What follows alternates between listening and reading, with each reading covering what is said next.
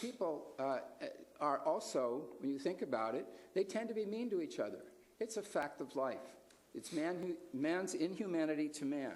You get road rage, you get bar fights, you get all kinds of offensive behaviors of every which kind, and we can't legislate them all out of existence. Doesn't mean I think it's good, but I really think that to suggest that we can sort of eliminate bad behavior towards transgender people through the passage of this ordinance is very optimistic. I am also a father of 4.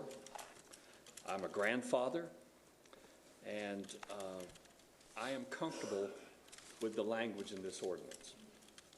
My children are comfortable with the language in this ordinance. And I am the father of a daughter who is a lesbian. And thankfully, that marriage equality is the law of the land now. My daughter and her partner from the last 14 or 15 years were married in September of last year. And when I grew up, I had 2 uncles, and only one of those men was my father's brother. And those 2 were together since 1961. And they taught me a lot about life, a lot about compassion, a lot about love, and a lot about caring for each other.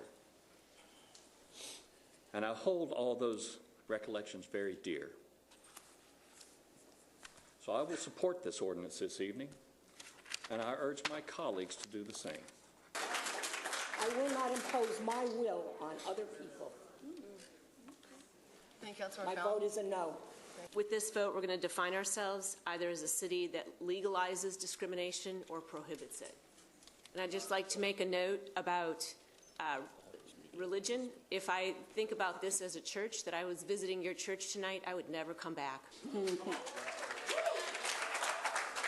I also look for a day when this much energy is spent to eradicate homelessness, poverty, and address the educational divide that we have in low-income communities. And most importantly, a day where we have more than an 8% voter turnout regarding how we govern and how we move forward. But laws are not created for the majority. They're created for the minority. I have long been a supporter of social justice. As a county commissioner, I supported non-discrimination for county employees and voted to extend domestic partner benefits to same-sex couples. Discrimination is never right.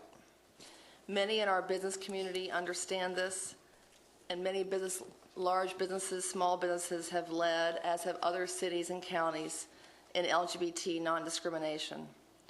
Our community understands that to attract the best possible talent, we must be a welcoming community that values each and every person's contributions and values them for who they are. Charlotte is committed to being an inclusive and fair community where all people are treated with dignity and respect. I urge my colleagues to support this ordinance, but even more, I urge all of us to remember that dignity and respect is afforded to each human being. Many of you have invoked Christian principles, and in my Christian upbringing, I believe that respect and dignity is very important. Please help us continue this conversation. Please help us continue to work together, to work for you. And with that, we will take a vote. So all those in favor, and the mayor is not allowed to vote on this one.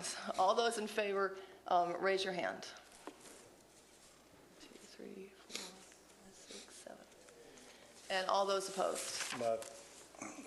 Okay, so we have that passing 7-4, and thank you very much for your attention.